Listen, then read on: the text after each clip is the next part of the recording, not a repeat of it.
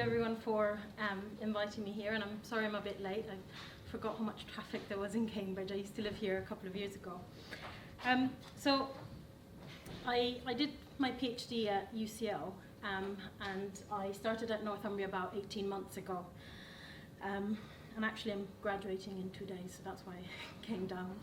So what I thought I'd do today is kind of go through some of the work that I've been doing around work-life balance and digital well-being. Yeah. Oh. So we're of course immersed in technology. It's all around us, and we've become really good at designing interactions in a very seamless way to make it easy and accessible, so much so that even if you give an iPhone to a baby, they'll just know what to do and click through and swipe. But we are so surrounded with technology that one of the things that they do is provide all sorts of information, which is great, but obviously it's a big distraction, and there's lots of interruptions and notifications. So much so that it becomes very overwhelming to deal with. And there's quite a few, it's become quite a big problem, right? We talk a lot about work-life balance and finding it, and there might be some tips on how you can manage it throughout this talk, hopefully. But there's lots of solutions that have also been proposed from government levels. So you might remember a couple of years ago, France made a recommendation about encouraging people to stop checking their emails after 5 p.m. In Sweden, they've tried to reduce working days to 4 days a week. And there's also all sorts of talks about digital detoxes, and there's even a few camps or centers where you can go in Cecchinato and I think in Korea to detox from technology and stop your addiction. And of course, we can debate as to whether we have a technology addiction or not. But there's also stuff that tech companies have started to do, particularly around last year in this area. And you might remember Google announced this digital well-being platform to help you take control of technology. And then a month later, Apple introduced screen time. And then a couple of weeks later, Facebook introduced their measure to track how much time you're spending on Facebook and allowing you to set a timer for how much allowance you have. And of course, Instagram, because it's the same company, right? But these solutions tend to come with this assumption that there's a problem with how much time we're spending on our devices, and so we need to reduce that. But they don't tell you whether an hour and 32 minutes is good or bad. Is it enough? Is it not enough? We know in physical activity, we're encouraged to do 10,000 steps, right, a day. And that comes from a marketing campaign in Japan in the 50s or 60s. And the idea behind it was just to encourage people to do more physical activity, not just 10,000 steps. We don't have a benchmark for screen time and what we should be doing. So back in May, I organized a workshop at CHI on designing for digital well-being, and we had people from quite a range of backgrounds, both academics and industry, from Google, Huawei, Microsoft. And one of the things that we wanted to focus on is actually understanding what do we mean by digital well-being, because Google introduced this term a year ago, and then lots of people are talking about it. But during the workshop, it became apparent that we all have a very different understanding of what digital well-being is. But we all agreed that it's not just about screen time. Of course, it's a very easy thing to focus on because it's easy to measure how much time we spend on different devices. But we were trying to come up with a definition, which we didn't, because it's quite a complex issue. But what we noticed was that we were either taking a narrow view and focusing more on subjective well-being and how my relationship with technology can be improved, especially in an environment where there's companies that are measuring the engagement and the amount of time I spend on these apps and devices, versus a more global definition of well-being that encompasses things like online safety, or being able to design technology that is not discriminatory or racist. So for the sake of today's talk, what I'm going to be focusing on is subjective well-being. But I think it was very interesting to, even in the workshop, understand how much, when we are designing technology and we're thinking about the impact that this can have in our everyday life, is to actually think about at what scale are we talking about, and where are we referring to in that respect. So because I'm focusing on subjective well-being, one of the things I wanted to look at is how can people, individuals, cope, especially people who are not tech savvy and understand how settings on their devices work and stuff, and how are they coping on a day-to-day level. So I thought I'd present some findings from my own research which has focused primarily on communication technologies across multiple different devices. And of course, the first one to start with is email, because we all hate email and find it very distracting. But I mentioned earlier this example of France, who was proposing this right to disconnect, and how actually I think this is it's not bad per se, but it's probably the wrong kind of advice, in the sense that it's not taking into account personal differences, individual differences, and it's making a blanket statement of what we should be doing or not. And the reason why I disagree with this kind of policy is because on top of your own preferences, there are also professional differences, even within the same organization. So I looked at academics, because they were the most accessible people at the time, and looked at academics within a same university and found how they have very different working patterns. So on this side, my supervisor is representing all faculty and talking about how obviously he checks his emails at different patterns throughout the day, early in the morning, on the commute, then he takes a break in the afternoon. Once I come home, I have a second work shift after my son goes to bed, so he's interweaving work and personal life throughout his day.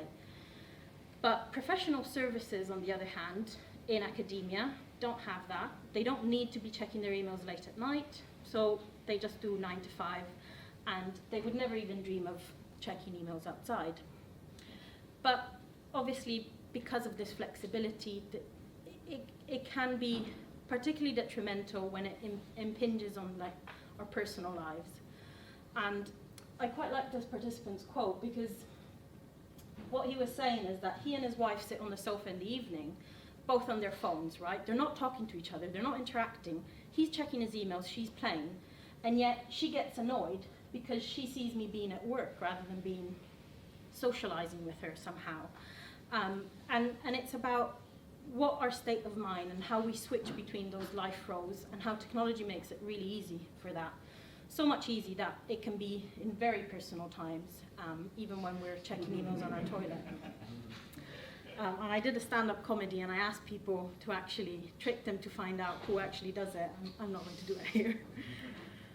So because it's becoming such a problem, people come up with all sorts of different strategies. And one of the things that I found is that actually, to try to take control, this participant in particular, rather than downloading an app and syncing her emails, what she would do is like, oh no, I'll just go on the browser, type in Outlook, then type in my email address, then type in my password, and then log in. And the reason is because she doesn't want to always be checking her emails. I don't want to always know what's happening. I don't want to have this incoming stream of information. So this is one example, but of course, email is not the only way we communicate. We have all sorts of different channels for both personal and work reasons.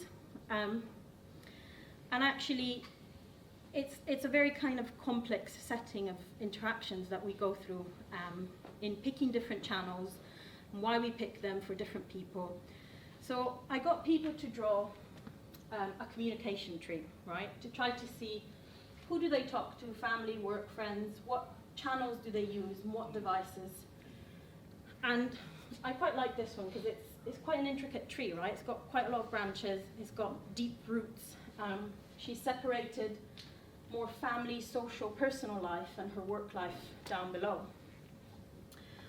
And what we start to see is that there are certain channels that appear only at work or primarily at work, like Slack or email, and others that are more personal, like WhatsApp.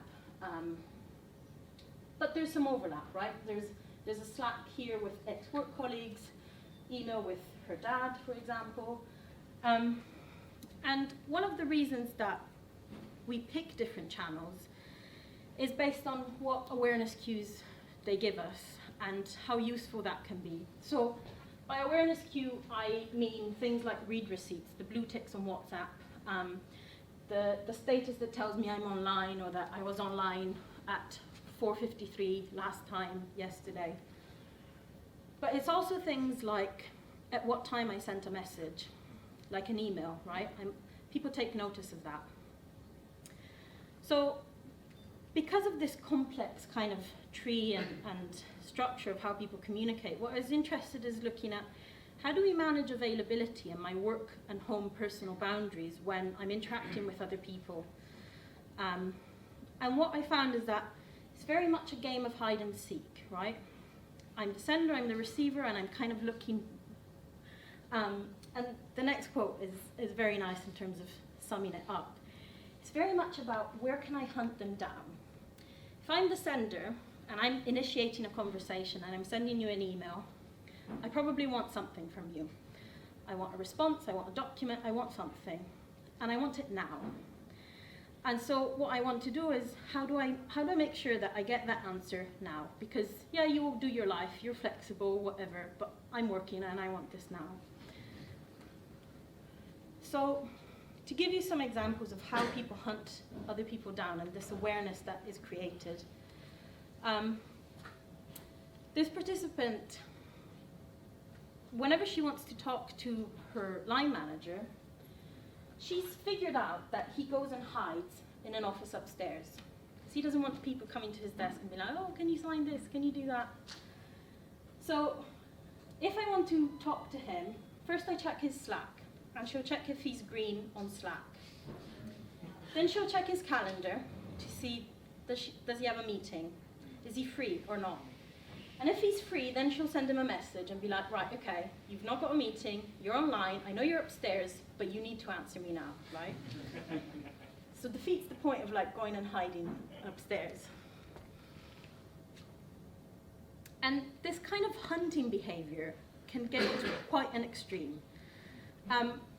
Interviewing participants is amazing because you can get some really, I don't know if they would admit it to everyone, but like this person said, you know, I was helping my friend set up iMessage and I turned on Find My Friends so that I know when I text her whether she's read it or not and if she's going to reply and why she's not replying and whatnot. It's a bit creepy, I know, but she doesn't know that he's done this. So think about people, like we're all tech savvy and understand how technology works, but like my parents and friends and family,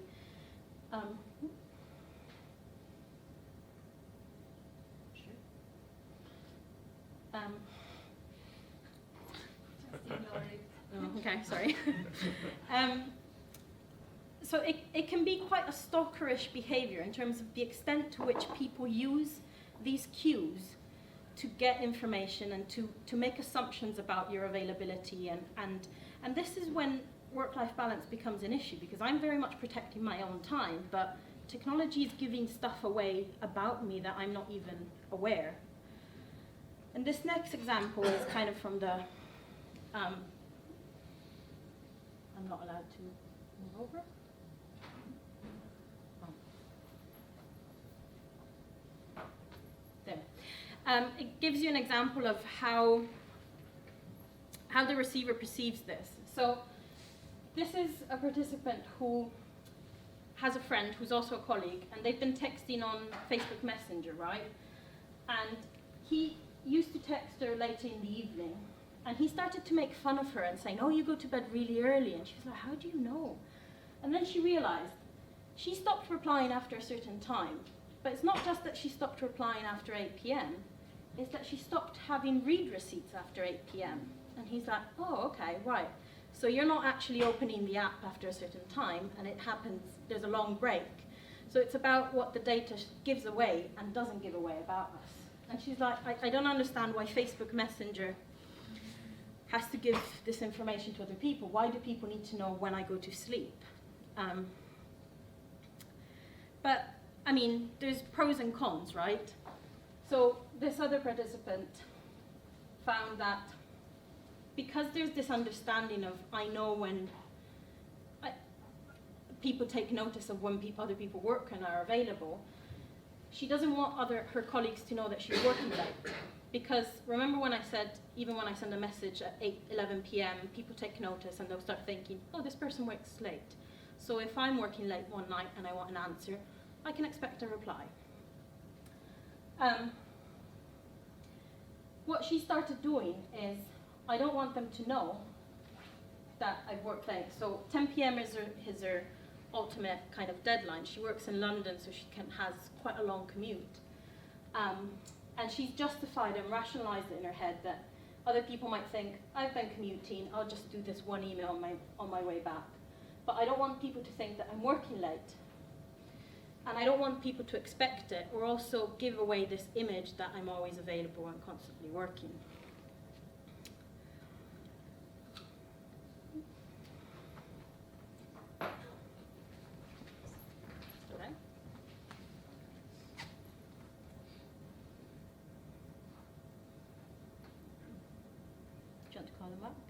Let's see if we are really disconnected. Something was problematic with Did I shut them out? well, not you, maybe it was something with the network. And I noticed they were speaking. Maybe they were telling us something. No worries. You can all start thinking and checking your settings about what information are you giving away. What time did you send your last email last night? Okay, so we Just to know, there's a piece of research that shows that if I've never sent you an email, the baseline for a response expectation is 24 hours. But the first response you give me, that sets a baseline for any kind of other communication. So if you respond within 5 minutes, that's kind of what I expect from you from then on. So we had a disconnection, unfortunately, but we are back, and we hope you hear us. There was some problem with the network. Yes, we hear you. I hear you. Great. Okay. So we just continue. Apologize for this. okay.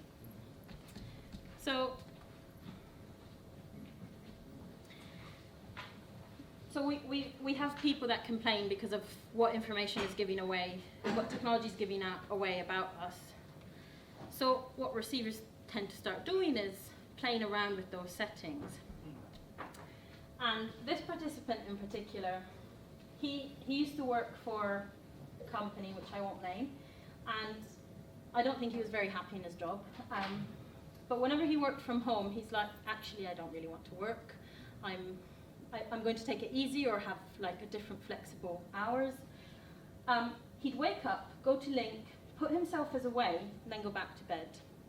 And he'd figured out that if you put yourself away, people will still send you messages, but expect a much more delayed response. If you put yourself as do not disturb, they know the messages don't come through, so they'll start sending you emails. And so in this way, he's directing messages into a certain channel versus another, which is whatever he prefers and how he can deal with it and buy himself time. But there are other ways, a lot more elaborate.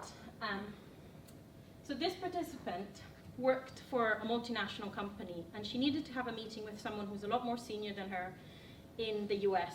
She's based in London. And she was going to have lunch with her work colleagues, and she really wanted that because it was as part of socializing life, and she didn't want to give it up. But she also didn't know how to say no to this guy in the US because he was more senior. So she looked at his calendar, she found times that were available for both of them that didn't interrupt her lunchtime, because she was afraid that he was going to book the meeting right at that point. Booked her meetings, her calendar for all the other times so she was unavailable, then waited for him to send her a meeting request so that she could say, yep, that's fine. And it's quite an elaborate kind of mechanism, right? To go to that length to say, actually, this is when I want to have the meeting, but give the perception that the other person is in control of when they're setting that meeting. You're all doubting your colleagues, probably. This is not the majority of people, right? These are extremes, but people take notice and use these tools in quite elaborate ways to buy themselves times. And obviously, I've talked about email, I've talked about all sorts of other communication channels. They all bring notifications and on all sorts of different devices. In fact, I think we have an average of 60 notifications per day, and they all interrupt us, and if we respond to each one, then task switching takes us longer to get back, up to 20 minutes. It can be quite a big problem, right? And we know from studies with students, but then also with office workers, that if you turn off notifications and don't get interrupted from it, your productivity improves. But we also know that people don't change their settings. So you get your phone and probably stays whatever it is forever. So what happens when you put a device within your ecologies of phones, laptops, tablets, that is meant to just provide notifications? So I looked at how people use smartwatches within other devices.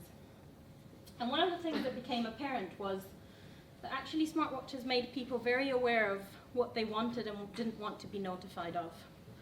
And within a week of getting their new device, they would say, you know, I'm customizing my wearables. They would change their settings, turn off email notifications, turn off maybe WhatsApp or whatnot. This person said, I don't want emails on my wrist. I'm already finding the WhatsAppness a bit irritating. Of course, a user doesn't also have the ability to change and say, I only want to have notifications from Marius on WhatsApp and not from someone else. But it's a way of helping them curate what they get through, what disrupts them and how they get interrupted. And also, smartwatches also allow you to make use of the physicality of them, and they kind of become this ritual symbol. So if you think of watches as historically, they started to be, wristwatches started to come into hand when you needed to be at work at 9 to 5 and know when you were around, right? Being able to have a watch that notifies you and being able to get home and take it off is another way of telling maybe more yourself than other people, actually, I'm disconnecting, I don't want to be connected and whatnot. So this person just says, when I get home, I just disconnect from my smartwatch, because I don't want to fall in the trap in which my ability to work remotely and have business email on my mobile phone.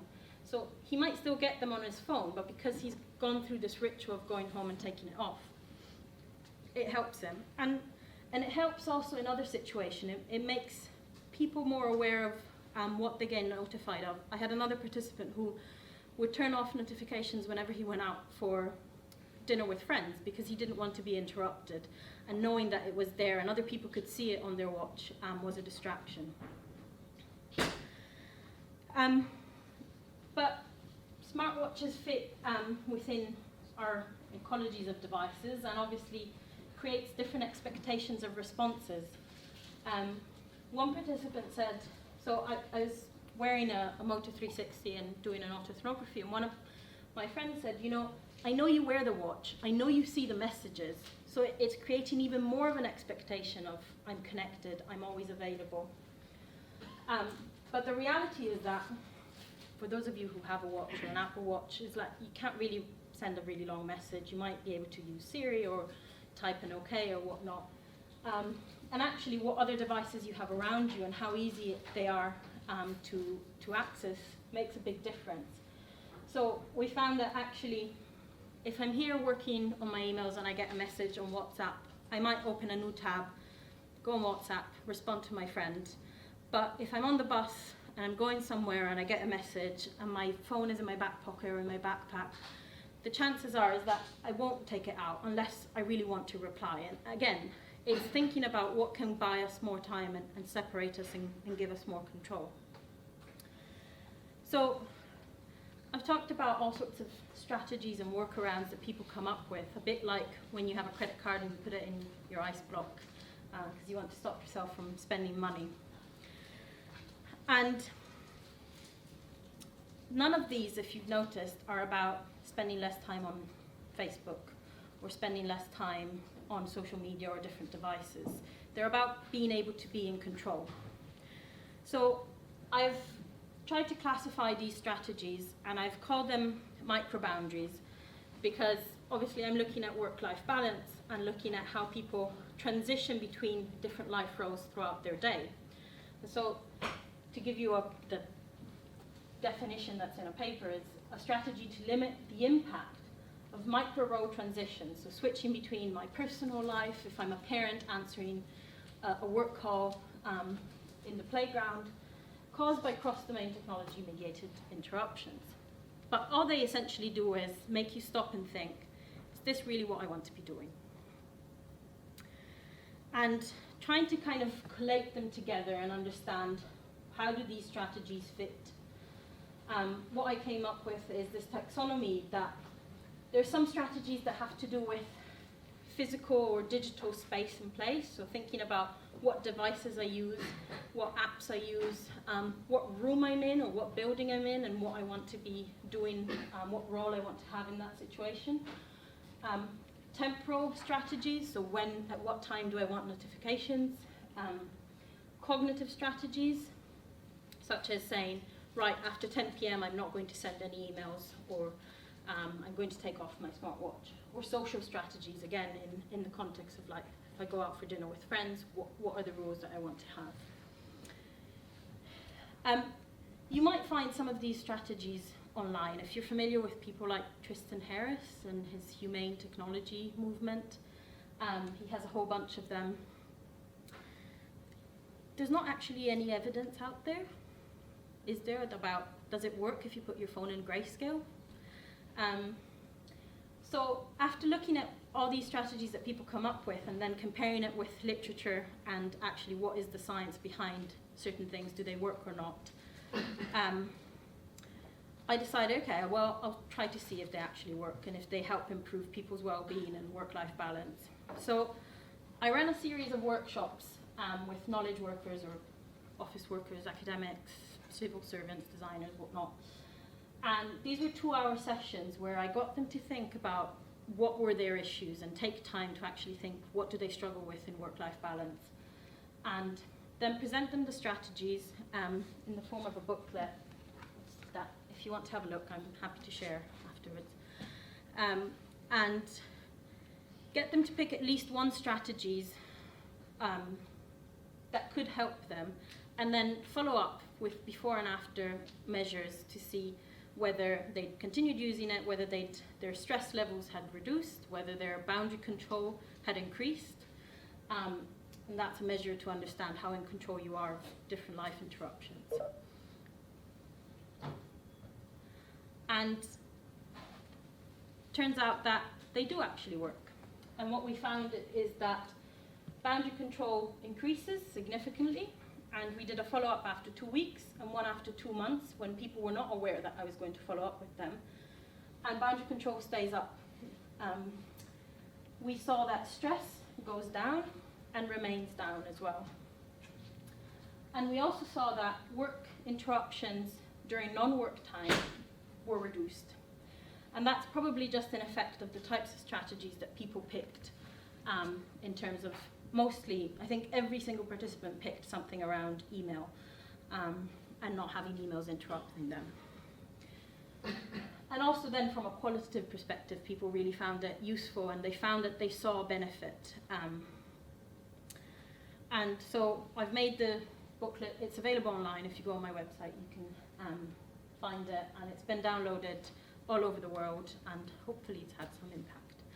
But obviously, we're not all knowledge workers necessarily, so we've tried this with junior doctors who have a slightly different set of problems around resilience and being able to manage, again, long shifts, long hours, and expectations, and wanting to be collegiate with your co-workers and help them out. And we found that actually, even with them, we were measuring burnout in that case, and we found that burnout reduced and their mental well-being.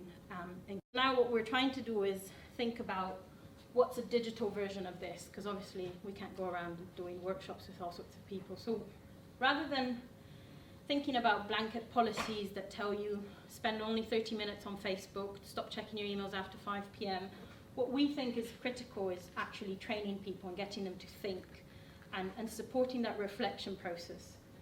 So we've created an online training platform, and we're trialing it this summer, and hopefully we'll have kind of very similar results.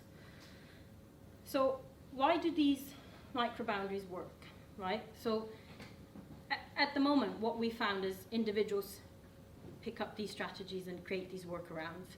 But as technologists or interaction designers, how can we support that? Is the only way to empower the user and let them get on with it.